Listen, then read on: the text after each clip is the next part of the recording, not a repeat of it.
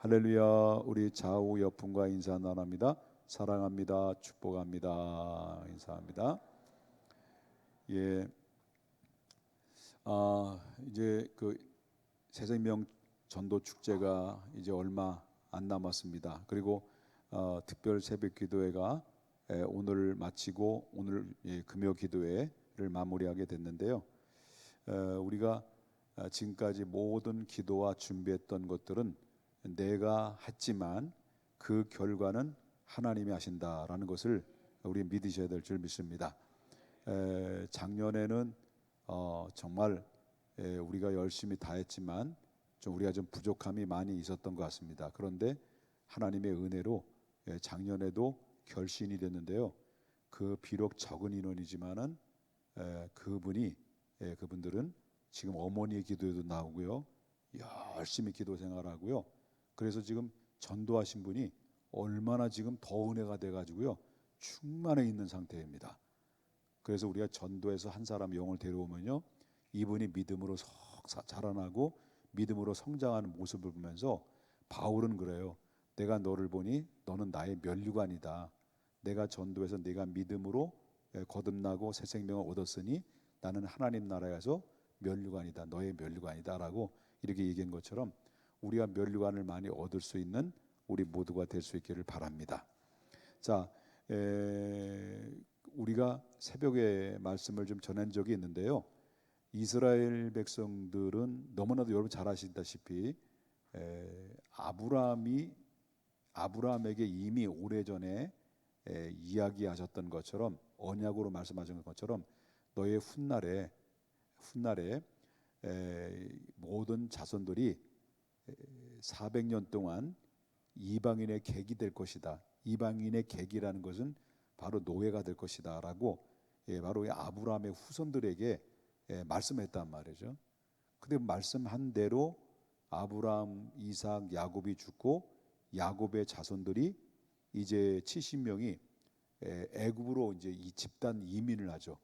그래서 아주 저 꿀이 흐르는 고센 땅을 차지하게 돼서 거기서 이제 이주를 하게 되는데, 거기서 이 번성력이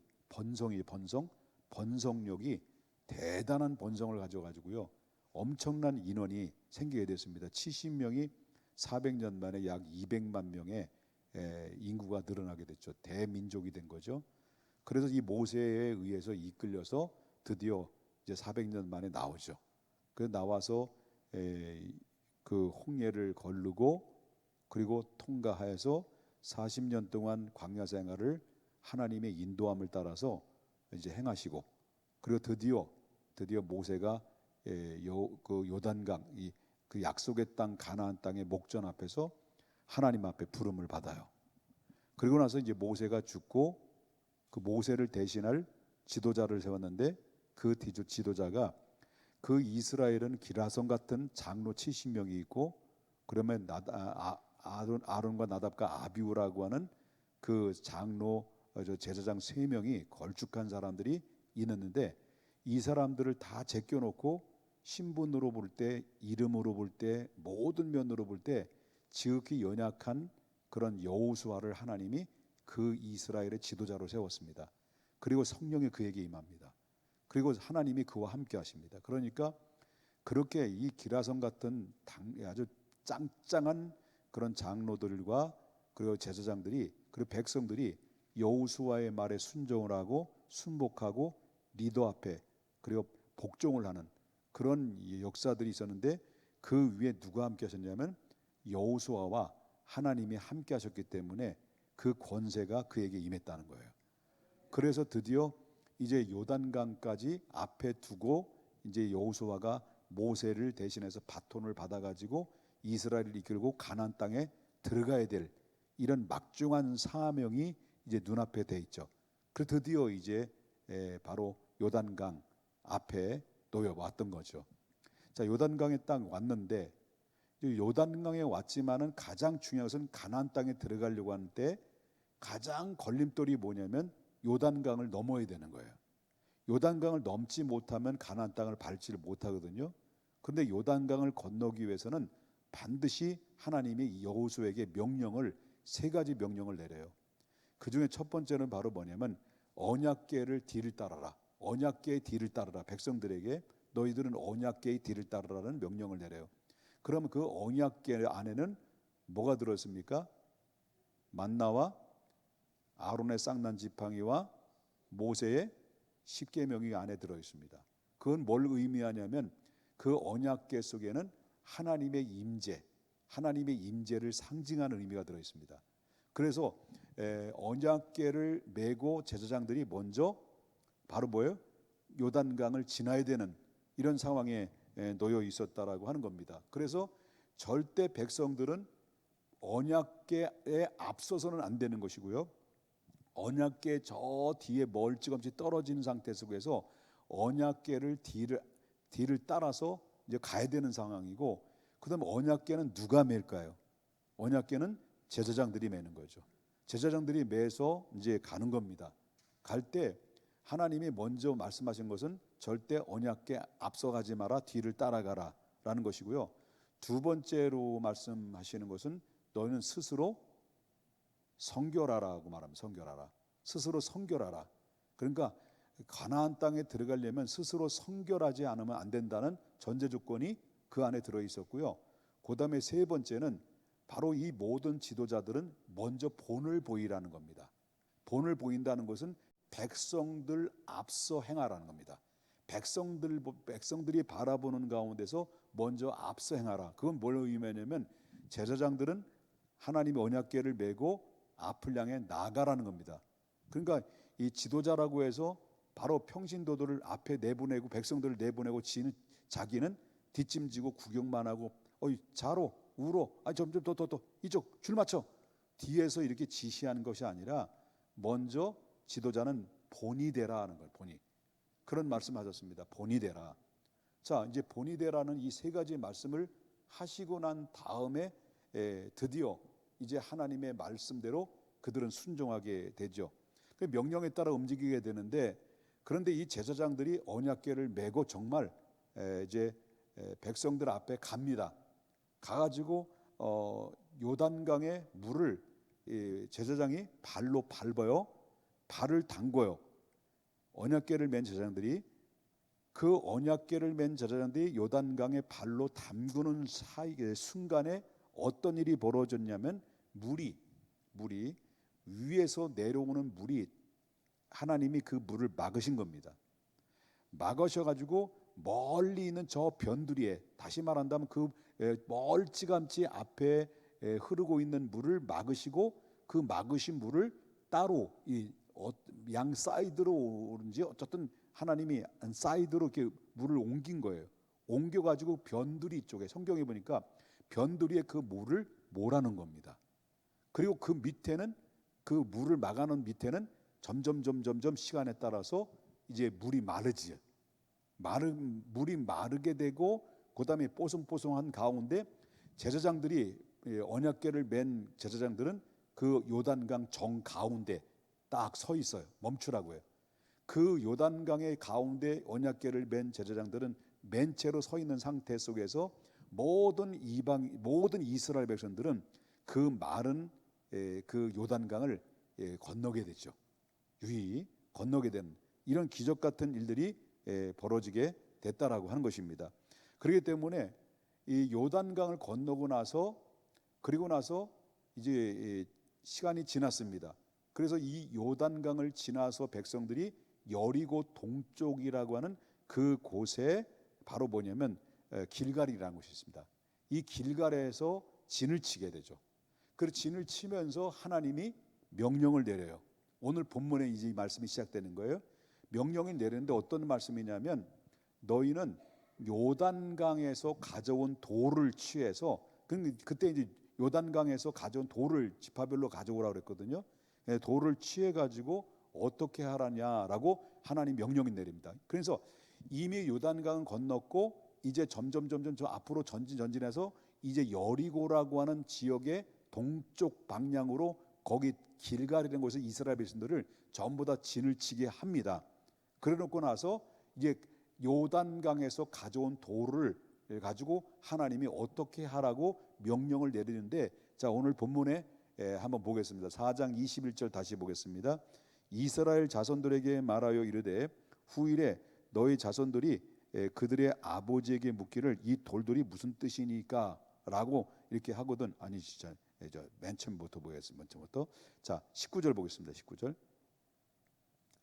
자 첫째 달 3일에 백성이 요단에서 올라와 여리고 동쪽 경계 길갈에 어떻게 했다는 거죠? 진을 쳤다. 그 여호수아가 요단에서 가져온 몇 개 돌이죠? 각 지파별로 하나씩 가져왔던 12돌을 길갈에다 세웠다라는 거예요. 세웠다는 거죠. 진치는 데서. 그리고 나서 이제 하나님이 여호수아에게 말하기를 백성들에 이렇게 이야기하라. 이스라엘 자손들에게 말하 이르되 훗날에 너희의 자손들이 아버지 이 돌들이 어떤 의미를 가지고 있습니까? 라고 이렇게 물어봤을 때 그때 너희는 너희 자손들에게 이 사실을 이렇게 알려라.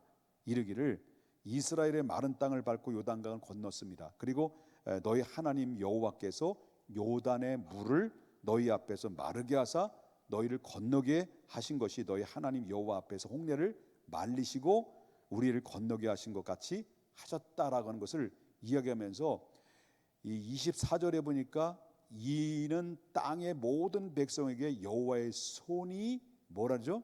강하게 하신 것을 알게 하며 너희가 너희 하나님 여호와를 항상 경외하게 하려 하십니다라고 말합니다. 이 말씀은 무슨 말입니까? 다음 세대들에게 너희 조상들이 하나님이 어떻게 이렇게 인도하셨고 여기까지 오게 하셨느냐라는 것을 바로 뭘 하라는 겁니까? 전수하라는 겁니다. 자꾸 가르치라고 하는 겁니다. 그걸 이야기하는 거죠. 그래서 바로 이 기념비를 세움으로 말미암아 기념비를 12기념비를 세워놓고 훗날에 아버지 저 돌이 뭐예요? 이렇게 물어봤을 때 요렇게 자녀들에게 가르쳐라. 하나님이 이렇게 지금 시간이 없어가지고 제가 설명하려면 상당히 시간이 걸리거든요. 그래서 이렇게 그렇게 저렇게 이렇게 해서 하나님이 인도하셨다. 그래서 하나님이 우리와 지금도 함께 하신다라는 것을 자녀들에게 가르쳐라. 이건 다음 세대들에 대한 하나님의 뭐예요?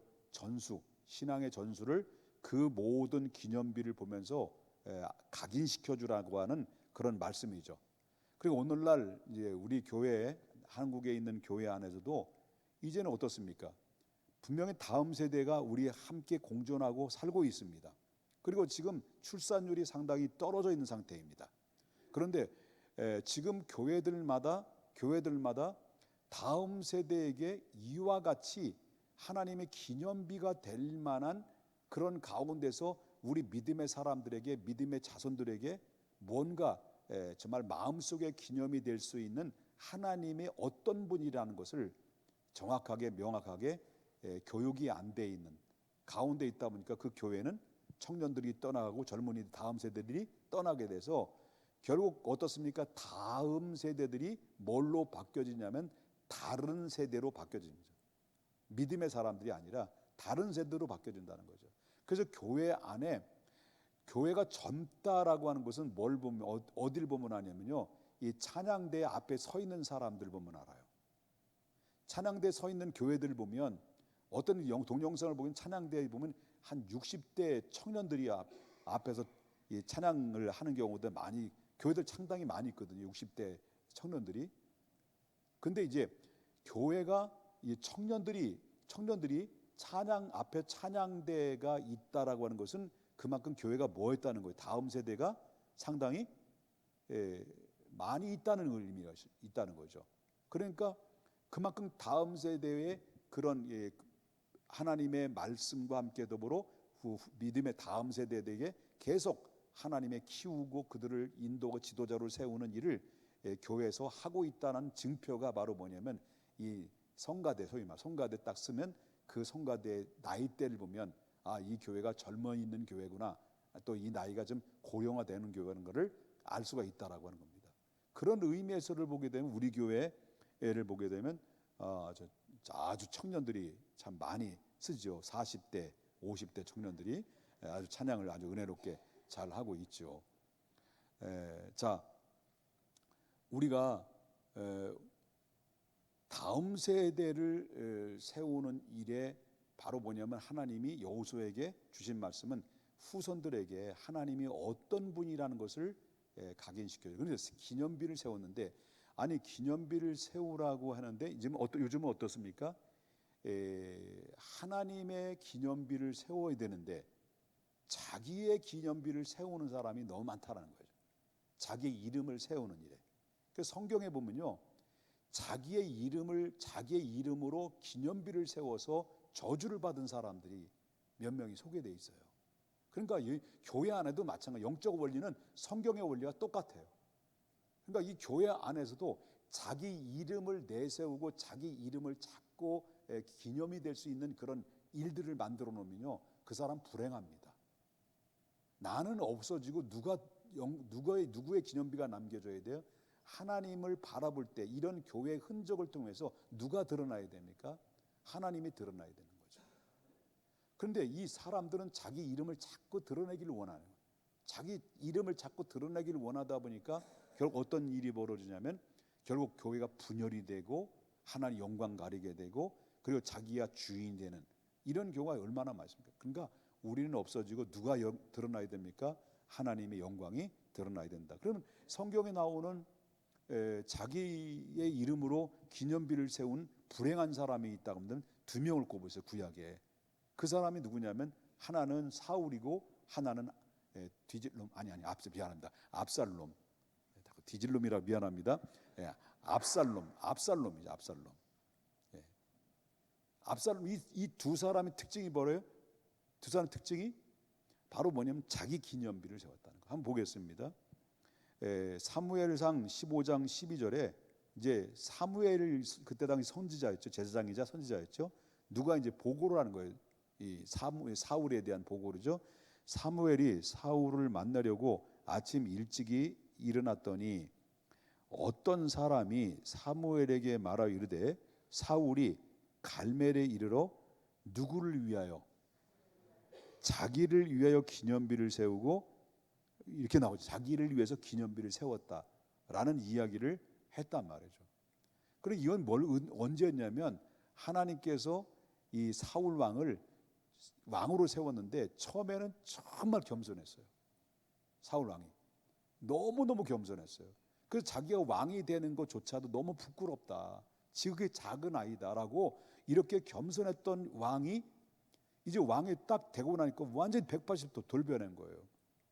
그러니까 처음에는 겸손한데 직분이 이제 받게 되고 중직을 받게 되면 자꾸 사람이 돌변하는 것처럼 이 사울 왕이 되니까 전쟁에서 막 업적 남기고 막 그러니까 막 이렇게 뭐 백성들이 막 추앙을 하고 그러니까 이제 하나님을 절대적으로 의존했던 것들이 서서히 하나님을 밀어내고 자기 본인이 뭐예요? 하나님을 대신한 자리를 올라갔다는 거죠.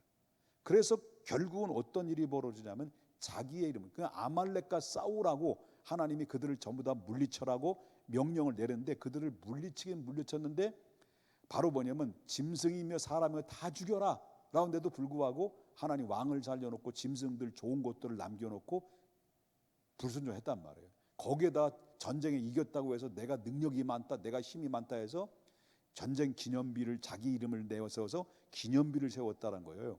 그래서 결국 하나님께서 사무엘을 통해서 사울을 버리기로 작정한 거죠. 그래서 처절하게 버림받아요.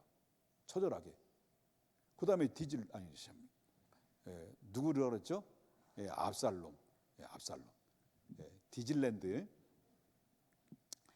자, 사무엘 하를 보겠습니다. 사무엘 하 18장 18절. 18장 18절입니다. 압살롬이 살았을 때 이제 다윗이 점점 힘을 잃어가고 아들 압살롬이 이제 막 추앙하고 여기 옆에서 막 이렇게 우쭈쭈 하는 그런 아주 그 거머리 같은 사람들 있잖아요.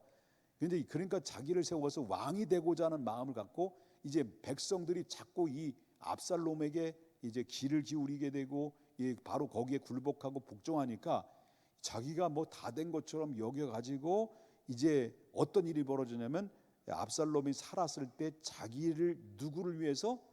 자기를 위해서 한 비석을 마련해서 세웠다는 거죠. 이것도 뭐예요? 자기 이름을 세우는 거예요. 결국 어떻습니까? 압살롬은 미안합니다. 이 말을 한번 허락해 주시겠죠? 압살롬은 결국 뭐예요? 뒤질 놈이 되고 말았다라고 됐다는 거예요. 뭘 말하냐면 잠언서 잘 들어야 될 말씀입니다. 잠언서 16장 18절에 나오는 말씀을 보게 되면 교만은 패망의 선봉이요 넘어짐의 바로 앞잡이다라고 이렇게 말합니다. 절대 우리 청년들도 마찬가지고 우리 점점 가면 갈수록 우리가 하나님 앞에 많은 일들을 하고 많은 그런 경륜에 따라서 바로 영향력 있는 일들도 많이 하게 되지만 그러나 나는 없어지고 주님만 드러날 수 있도록 우리 모두 겸손해야 된다는 거예요. 끝까지 변치 않는 마음. 그래서 누군가 나에게 좀 우쭈쭈하고 정말